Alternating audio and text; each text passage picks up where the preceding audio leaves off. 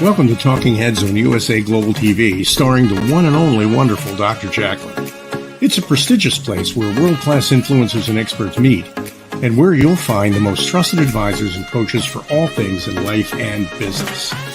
Visit usaglobaltv.com to sign up for our newsletter, get the value you need, and be first in line to learn about events and giveaways and other valuable content. Connect with us.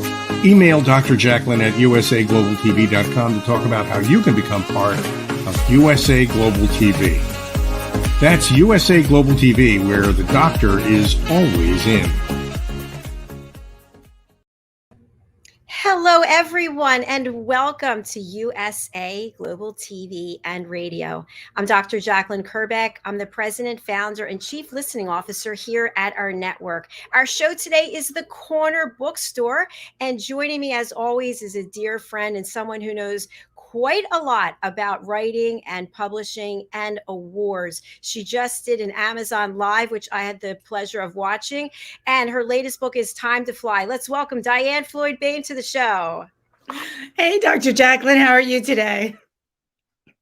I'm doing really well. We've had some alarms going by, but doing well. So, DIANN, I'm super excited for you. You have continued success upon success upon success. What is your secret? To listen to inspiration when it comes, and for anybody and anything that you love to do. And that's the secret, is do what you love, and you'll be happy. It doesn't necessarily mean money-wise, but happiness is everything, right? I'm so glad that you said that, because people always think that when you publish a book that you're going to get rich instantly and you're going to be on network news. Oh, wow, look at this person. But that's not actually the case most of the time. But there are different types of success and different things that are meaningful. And you really have accomplished the gamut. So congratulations. Thank you very much. It's very exciting. It's a long journey. Well, we have a fabulous guest who is backstage. We're going to be bringing him out in just a moment. But you two have something in common, and that you both have the same publicist. So tell us a little bit about Mickey Mickelson. I'll be happy to. Oh my gosh, Mickey is incredible. And I feel so blessed to have met him, to have he wanted to work with me, because, you know, you need to gel with the person you're working with. And not only does he help me get out, get my message out there, and along with the other people he works with, but you're always learning, and he has such a great spirit. And that's the kind of person I want to work with, a true human, gorgeous human being. So yay for Mickey. Yay, Mickey. Fabulous. And last week, I think it was, we had Bob Brill here on, which he was also a fabulous guest. So I'm looking forward to bringing out Mark Leslie. He's the writer of more than 25 books. Is that amazing? It is. I'm in awe. Woo! And he's also the author of Canadian Werewolf. Let's bring him out and see what he has to say, what he's up to. Joining us from Canada, it's Mark Leslie. Hi, Mark. Hey, great to be here. I'm resonating already so well. We're going to have a really, really grand time, because DIANN, when you said do what you love, that's exactly what I've spent my entire life doing. I've always loved stories and writing, and whether or not it's something that makes a lot of money, it doesn't matter, because if a book I publish makes a lot of money, then I win. If a book that I write and publish doesn't make a lot of money, I won during the entire process of writing and publishing that book. And like you, I love working with Mickey. I get to hang out with you two today because of Mickey Mickelson. And that's just one of the many amazing things that that he's brought into my life. So I can't wait. I'm so looking forward to this conversation. I am too. Yay. Thank you. Tell us about Canadian Werewolf. What is the premise of it, and what would you like readers to take away from it? Yeah, sure. So the Canadian Werewolf is a series of books. There's 6 in the series. 5 are out now. The 6th one is up for pre-order. It's coming out in early 2023. And it was my attempt to look at a genre, the werewolf genre, or that sort of werewolf trope within horror / thriller / paranormal / urban fantasy fiction, and actually look at it realistically. I mean, realistically, not meaning whether or not if you get bitten by a wolf, you turn into a werewolf during the full moon. But the idea of what it would be like to deal with the side effects of being a wolf. So the whole premise for the Canadian Werewolf series originated in a 10,000 word short story called This Time Around. And it was my attempt to look at how would a man, and again, I just picking the character, I'm like, well, okay, I've always loved New York City, would love to live there. It's just one of those cities I adore. What would it be like if I lived in New York and had to deal with waking up naked in Battery Park with a bullet hole in my leg, the taste of human blood in my mouth, and wondering, what the heck did I do last night? What did I get into? Because kind of like in the classic Incredible Hulk, no idea of what you did when you were the monster. And so dealing with the side effects of that, how would I find clothes? How would I get home without being detected, butt naked? So it became a humorous adventure thriller. It was a 10,000 word short story. And the whole goal of the short story was Michael Andrews, who was as yet unnamed in that short story, trying to figure out how he was going to get clothes, how he was going to get home. And then the rest of his day would be piecing together what the heck he did the night before. And that story was readapted into A Canadian Werewolf in New York because a really good friend of mine, Canadian horror author Sean Costello, who's a mentor of mine, had read the story, and he said, "Oh, that's great. What happens next?" And I laughed and said, "Sean, nothing happens next. That's it." And he said, "No, but what happens the rest of his day? The other wolf, all of these weird flashbacks that he had."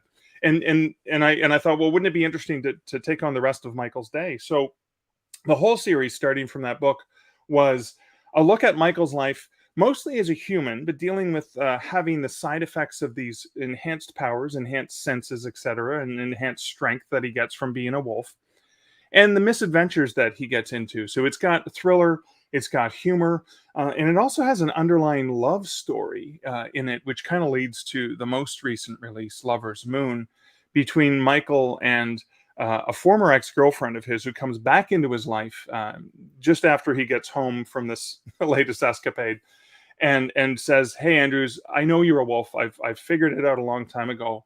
I need your help." And her fiance has been kidnapped, or he's disappeared. She's not sure, but she thinks something nefarious is going on, and she knows he can help her because he can, take articles of this man's clothing and maybe be able to track down where he went to and where he disappeared to.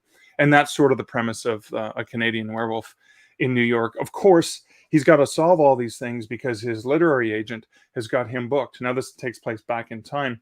It's like 2006-ish or 4-ish. I'm trying to remember. 2006, I think. He is a guest on the David Letterman show because, like Mickey Mickelson, his agent managed to land him a booking just sort of almost at the last minute to get on David Letterman that night because there was another cancellation. And so the showdown, the final showdown between Michael and the other wolf who's invaded his territory, actually happens during the taping of the live broadcast because Letterman is filmed in the late afternoon for broadcast later that night. And so it all happens as he encounters the wolf on the show. So that was kind of the first book, and I had no idea back in 2016 when I finally released that book. I had no idea that there would be another book in the series until what happened was I was asked by a couple authors who were editing an anthology. They wanted to do an anthology with a theme of monster road trip. And I thought, well, wouldn't it be neat if Michael was on a road trip? Where would he go? And the road trip was Stowe, Vermont. And I thought, okay, he's going to Stowe, Vermont because Gail, his now best friend, ex-girlfriend, is up there and he wants to be with her to help her out. There's a family issue that's going on. And he's getting on the train. It's that time of month for him. So he's going to turn into a wolf the minute, the sun sets. And he's on his way from Manhattan to Stowe, Vermont. And on the train, of course, as often happens, he finds a young girl who's in trouble. She's being chased by a human predator, and he wants to protect her on the way. And they become friends. And of course, there's this misadventure that's been described as Planes, Trains, and Automobiles meets Logan, which is the Wolverine movie where Wolverine and a young woman are on their cross-country adventures. So that was Stowaway. And that was about a 20,000 word short story that ended up becoming book 2, which is more of a novella than a full-length novel in the series. And then I couldn't stop. I kept going with Fear and Longing in Los Angeles and Fright Night's Big City, which was the 4th book. And then, of course, Lover's Moon, in response to so many readers who were fascinated with Michael and Gail, and the fact that at one time they were lovers, at one time they were a couple, and a lot of my readers were really intrigued by the relationship, because Michael's still in love with Gail throughout this, and it's this relationship that can never happen because she doesn't want it to happen. And so the flashback in Lover's Moon is to when they first met and when they first fell in love. And so that was a really fun exploration to write. Now, for that one, I couldn't do it on my own because I've never written a romance novel before. So I had to enlist the help of a really good friend of mine, Julie Strauss, who is a phenomenal, phenomenal writer. And I needed somebody who could write Gail's perspective for this series, for this novel, in a way that I was not able to, because like Michael, like my main character, I put Gail up on a pedestal. I worshipped her, worshipped the ground she walked on, so she could do no wrong. She could have no flaws. She was just the ultimate perfect woman.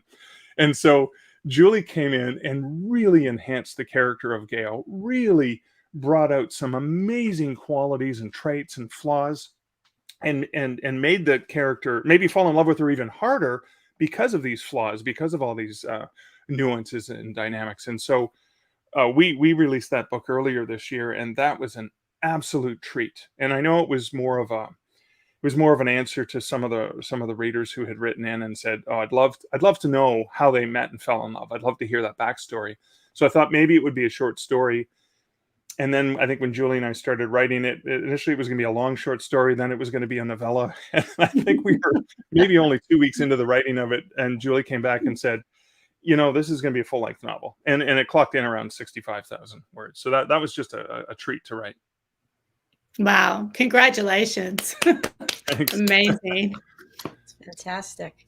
Oh, you gave us a lot of good, juicy details there. I found myself thinking about that relationship too. I'm like, somebody's still in love with somebody. That has to be that way. And so I'm wondering how much of what you write about is based on either research or fantasy that you like, things that you've dreamed about doing? Well, Michael is a Canadian writer living in New York, so there's one fantasy.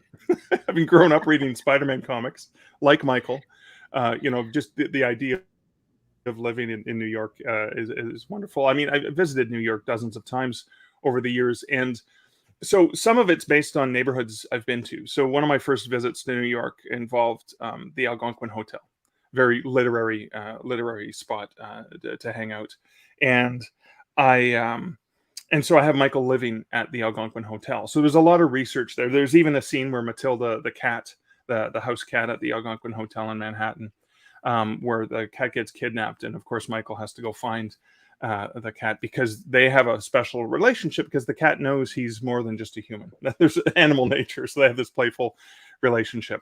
So the Algonquin features prominently in it. But then also there's other places that I've been to. So, for example, it was on a walk through Battery Park, the first time I've been through Battery Park, that I envisioned the opening scene from A Canadian Werewolf in New York, where he wakes up in that park. And normally he would go and plant himself at Central Park, because there's a lot more place for a wolf to run around.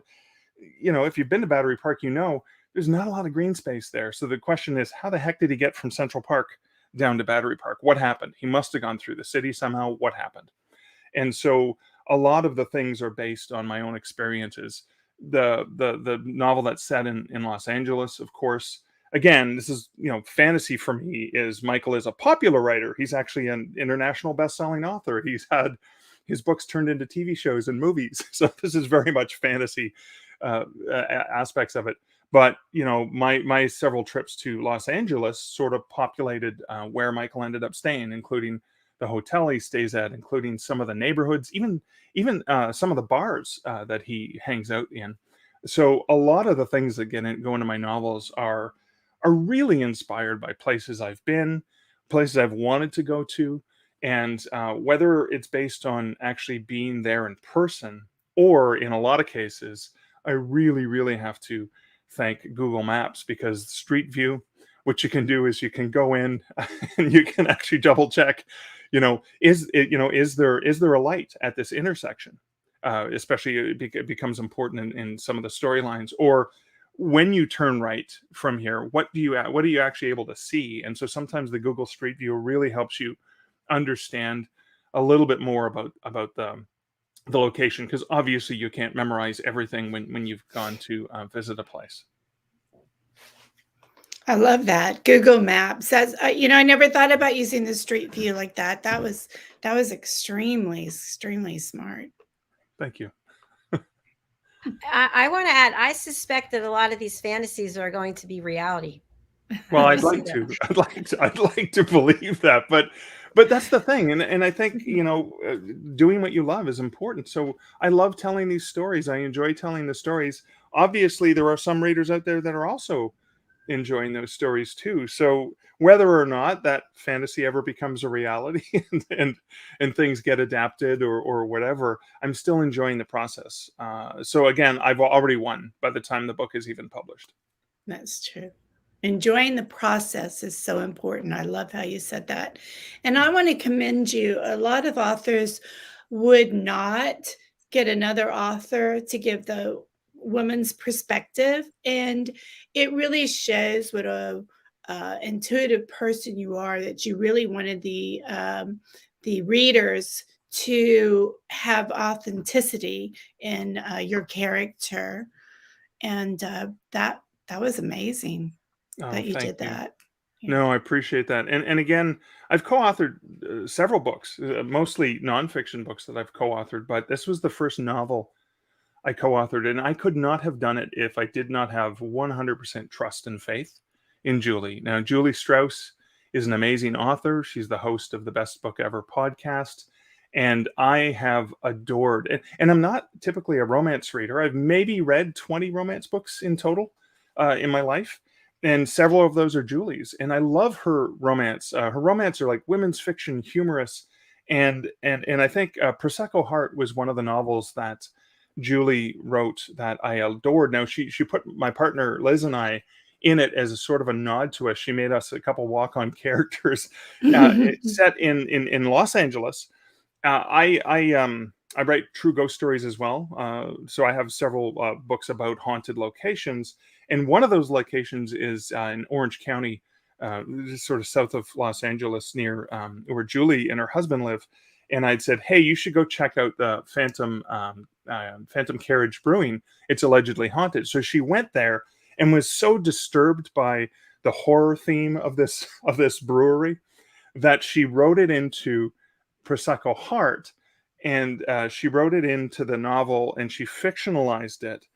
And I thought it would be really fun as a nod to Julie to actually have Michael go to that same fictional bar when he's in LA and actually encounter or overhear one of the lines of dialogue from Tabitha, who is the main character in Prosecco Heart. And it's the embarrassing scene where there's a movie being projected, which is kind of a splatter porn movie, because Julie was having a lot of fun with the disgustingness. And Tabitha is drunk and yells out to her friend, who's bald like me, and says, "There's a giant penis on your forehead," and then embarrasses everyone. And so I have Michael sitting at the bar at the same time, overhearing Tabitha and wondering what's wrong with that strange woman. So that was sort of a nod to Julie in Fear and Longing in Los Angeles. And I love the fact that we both had that same fictional brewery there. And then I had no idea when I wrote that Julie would be joining me on this journey. And again, like I said, Julie brought three-dimensionality to Gail that I'd like to think I'm a pretty good writer, but I think I was too close. I was too close to Gail to find her flaws, to dig them out. And it's kind of like, it doesn't matter how good a writer you are, you always need to work with that second set of eyes. You need to work with a developmental kind of editor. You need to work with someone who can really pull your stuff apart and help you make it even better. And in that same regard, I took a character I really, really adored and wanted to explore further. And Julie really helped me pick apart Gail. So even though maybe only 30% of what we talked about in terms of Gail's background, and then we brainstormed together, only about 30% of that appears in Lover's Moon, we have so much more about Gail that I now know, that Julie knows. And of course, later today, as we're recording this, actually right after I finish this, Julie and I are meeting to discuss Hex and the City, which is the follow-up to the next book in the series. And the way that we set up Lover's Moon is it's set in modern times. And then there's a flashback as Michael and Gail start talking about, do you remember when we first met? And then there's a flashback to how they first met and fell in love. So that part of it is pure romance. And then the epilogue, a couple of characters who you meet in the flashback show up at Michael's door and announce some scary thing, a hex. They're about to say something bad has gone down. We need to talk to you. And that's going to introduce Hex in the City. And Hex in the City is going to get into Gail's background even more. So one of the challenges I'm having is all of the books from Canadian Werewolf series are written from Michael's first person point of view. Lover's Moon was alternating chapters. I wrote a chapter, Julie wrote a chapter. And one of the challenges I'm having as I'm conceptualizing Hex in the City is I think half of the novel needs to be told from Gail's point of view. No, it's not going to be romance. It's going to be back to humorous adventure.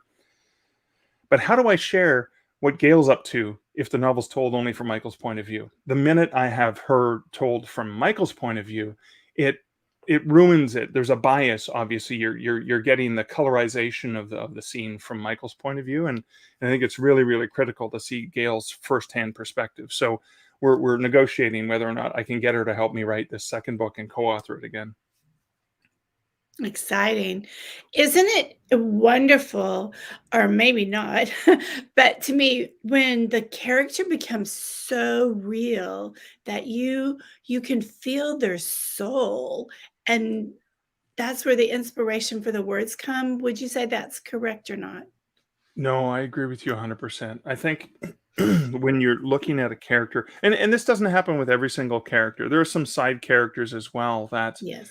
you just want to write them because it's so much fun, right? It's so much fun to play with this character and see what they're going to say. That happens with Mac the Knife Halpin, who's Michael's literary agent. He's a gruff, tough guy who gives Michael a hard time. And sometimes I just want to put a scene in there because I want to see what insult he's going to hurl at Michael. Because Michael is a alpha wolf, but a beta human. So he's a pushover as a human. He's a stereotypical apologetic Canadian like myself.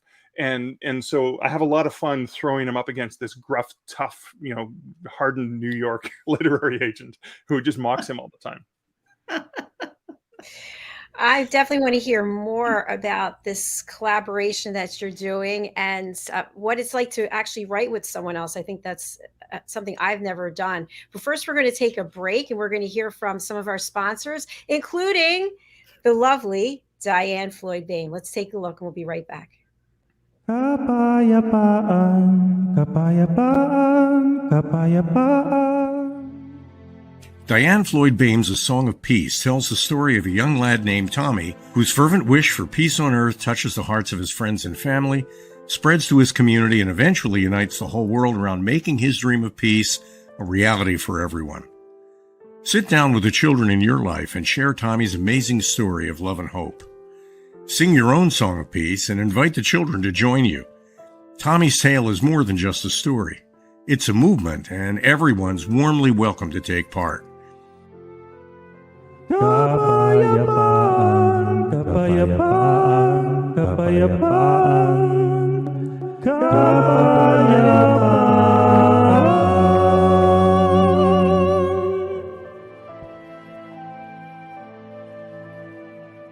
You'll find A Song of Peace, along with many other wonderful learning and enriching opportunities for children of all ages, at DIANNFloydBOEHM.com.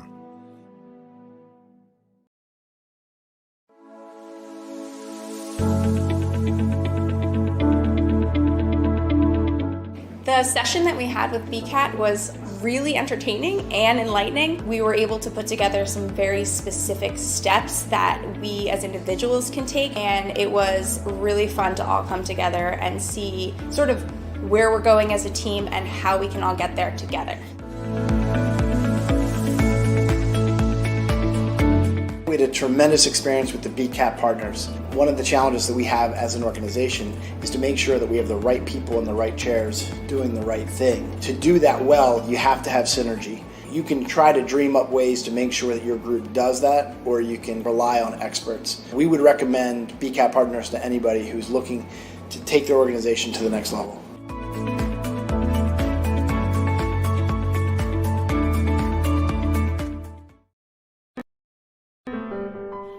boys and girls, and welcome to Story Garden. Your host, Dianne BOEHM. I'm so happy to have you here today. Diann Floyd BOEHM tells wonderful stories that warm the heart, spark the imagination, and unite people and families across generations. For children, Dianne's Harry the Camel connects with all of us who've ever wondered how different our lives might have been if only we'd been born something better, like a wonderful horse instead of an ordinary camel. In the end, we all learn along with Harry that there's nothing better than just being yourself. Diane's Little Girl in the Moon looks down on earthbound children and wonders if they know she's just like them. A story of love, home, and the bond between mother and daughter, its powerful theme that we're each of us different yet all of us the same plants a seed in children that promises to blossom within a loving and trusting grown-up.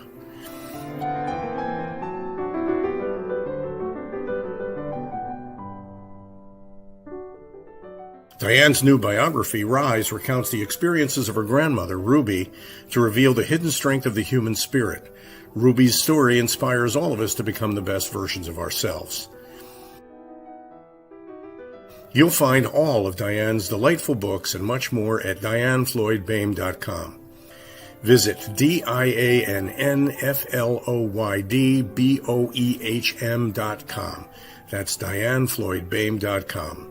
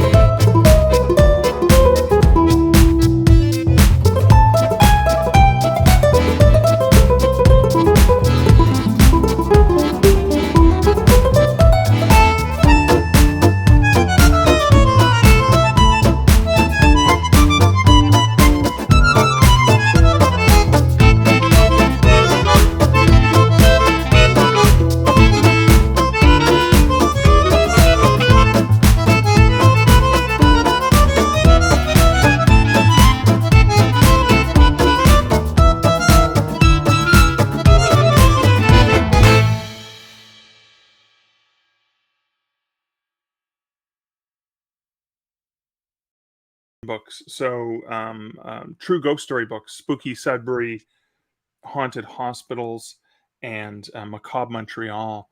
And that was a different kind of collaboration because what we did is we're researching different stories about a location or locations, like a type of location like hospitals. And so we usually just divide up and conquer. We use Google spreadsheets because, we can share them remotely because all my co-authors were not living in the same town as me. And just basically identify, okay, I'm going to research this and I'm going to write a chapter on this. And with the nonfiction, it's very nonlinear. I mean, there's sort of a story arc of the whole book, but they're all like segments, they're pieces, they're chunks, they're articles, nonfiction articles that are all thematically grouped together in a book. But with a novel, it was different.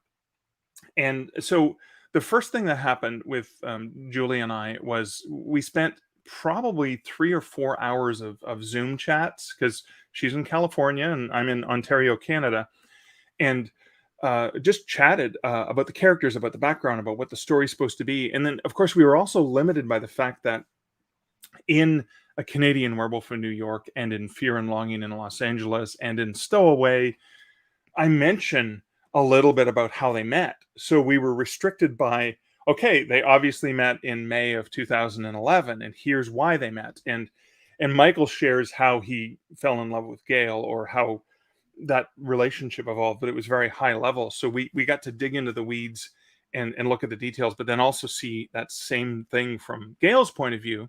And one of the things we learned was, oh, Michael remembered that wrong, which happens, right? It's a human trait that we remember things wrong, or we, when you put someone on a pedestal like that, often our memories are clouded by things that we inserted into them later.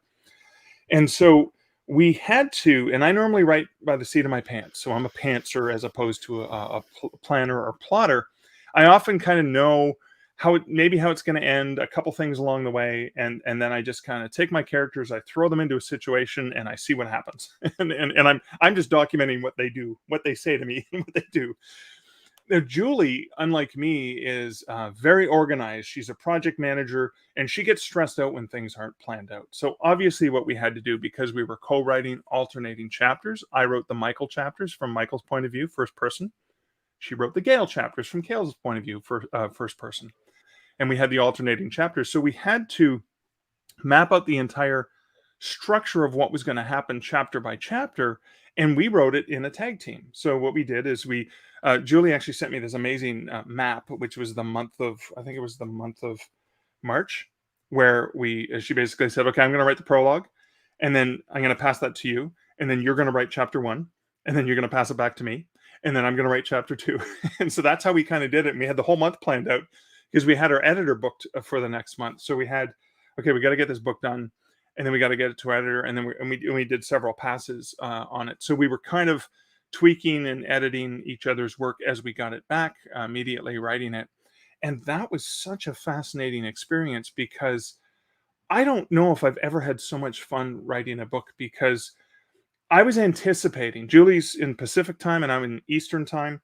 And so I would get her manuscript back, and I would often, if I had time, depending on when it got back to me, I would read it and just sit there and just enjoy it. It was just so much fun to see what she was going to do. Now, I knew what was going to happen at a high level, like in this chapter, this needs to happen, or this is going to happen. We're going to plant this thing here. We're going to, like different plot elements that we knew would come together in the end.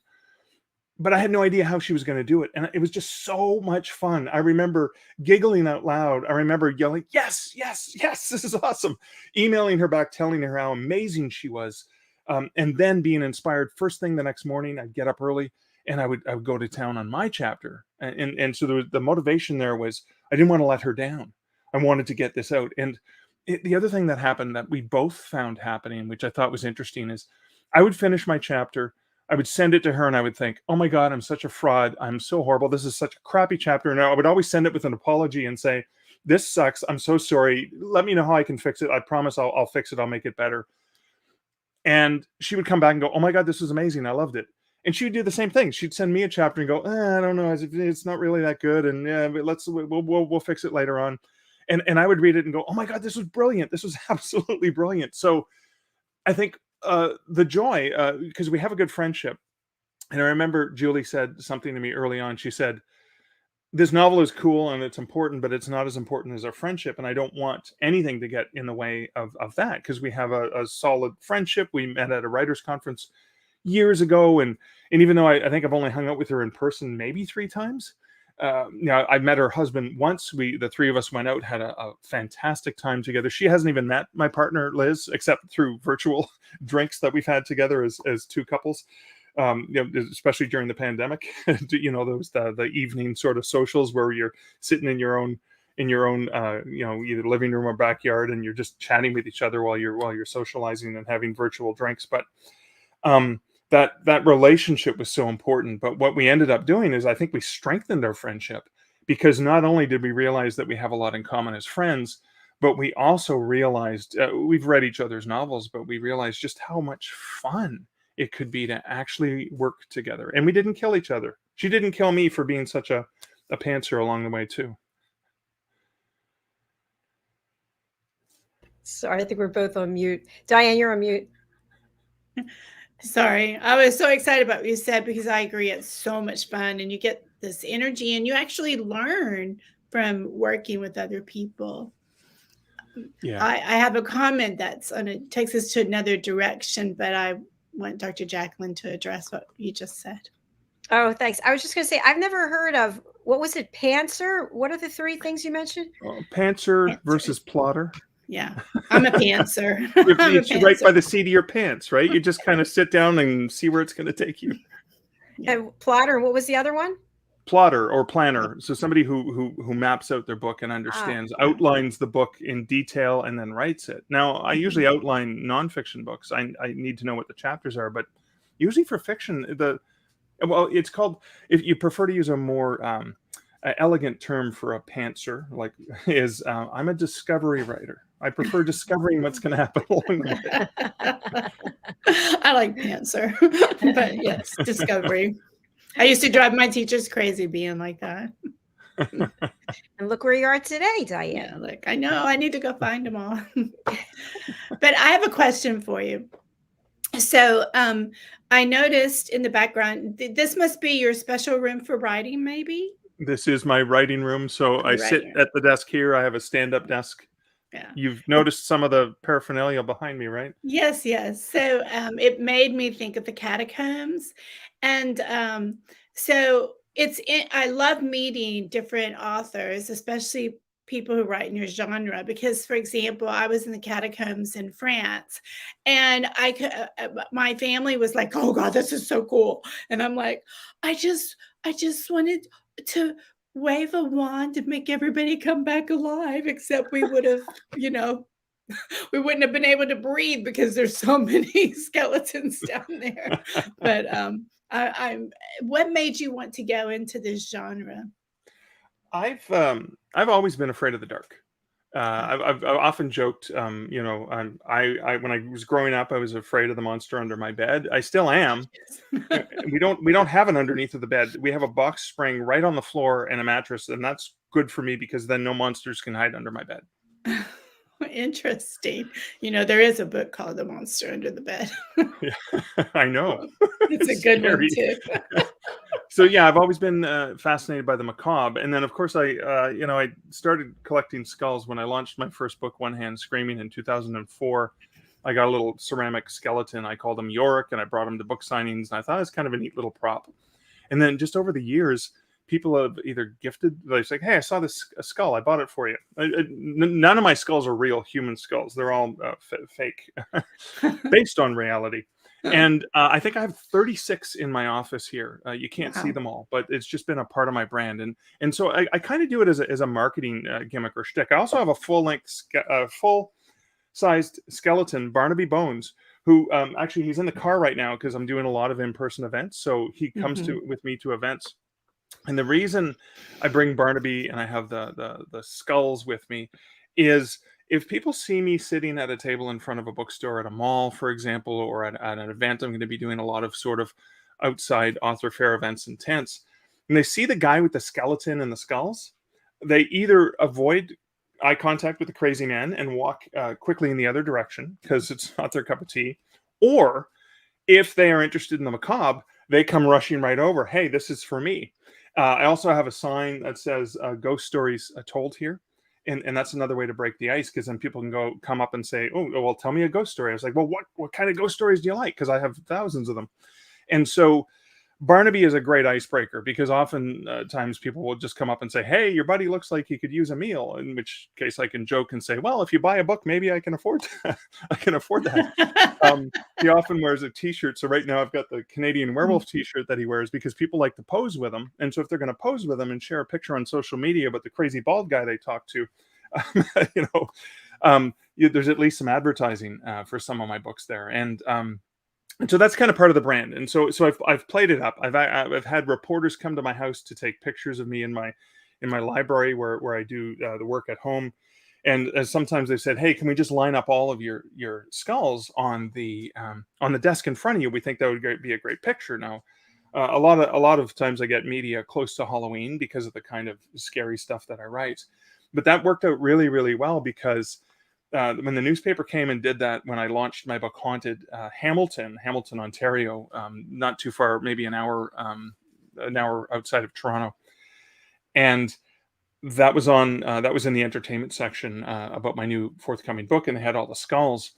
And then I got a call from the publicist from my publisher that said, "Hey, one of the morning show hosts from CHCH Morning Live, which is broadcast to about 60% of the province of Ontario from Hamilton, she saw the article she'd love for you to come on the show. So I called her and I said, yeah, I can be on there tomorrow, no problem. She said, can you do me a favor? And she sounded really kind of nervous. Could you bring your skulls? I said, Annette, I'm going to bring all the skulls and Barnaby. And so the opening scene, when she first introduces me, they're zoomed in on Barnaby Bones, the skeleton, sitting there at the table with Annette and I. And as they zoom back, you see the two of us. I've got a trunk that has skulls on it, like all the paraphernalia. I just brought everything. We turned it into a very Halloween-y looking show, and it was perfect. But again, the skulls, it's just part of the branding. Yeah, I love it. I love it. Yeah, I do too. It makes me smile. And Yeah. What's something we all have in common, right? We all have skulls. Yeah, we are. And I love that you have this Barnaby, because it makes me want to sing the hip bones connected to the da da da da da da da da. It's the child in me. No, and again, that's perfect. That's the fun thing. There's kids. Actually, I have a version of Barnaby out in the front yard, out in my front yard here, and he sits there, and I put him in different costumes because the kids who walk by in the neighborhood love looking to see what he's wearing. And for Canada Day, he's dressed up in all Canadian kind of flags and stuff like that, Canadian colors. We got him dressed up for St. Patrick's Day, and he puts on bunny ears at Easter, and so it's just this cute little thing. I've got a Santa outfit for him that he puts on at Christmas, and it's just so much fun watching the kids looking at him and laughing and wondering what he's going to be wearing the next time. I love that. I love your creativity. That's so nice. Yeah, that's wonderful. Well, Mark and Diane, we're actually at the end of our show. We've got another show coming up right after this. So, Mark, I'm going to spotlight you. And for people who can't read the banner or they're listening on the radio, what's the best way for people to reach out to you, to purchase your books, to network with you, connect with you? Please let us know. Yeah, and thank you guys so much. This has been such a fun time chatting with you. You can check out everything you want to learn about me and things you don't want to know about me over at markleslie.ca. Canadian Werewolf in New York is free right now on all major ebook retailers. You can ask for my books at your local library. I love when you do that. And if you want to listen to Lover's Moon for free, you can go to loversmoon.ca, where Julie and I are reading the podcast. We are doing the reading. I'm reading for Michael, and she's reading for Gail. And I think we just released chapter 14, and there's 21 or 22 chapters in total coming out there. So you can enjoy that whatever way you prefer. And thanks again for having me on the show. It's been an absolute pleasure. Thank you very much. It's been our pleasure. And please do come and see us on one of our other 28 live weekly broadcasts. We'd love to have you back. Thank you so much. Thank you. Bye for now. Bye. Well, that was a lot of fun, Diane.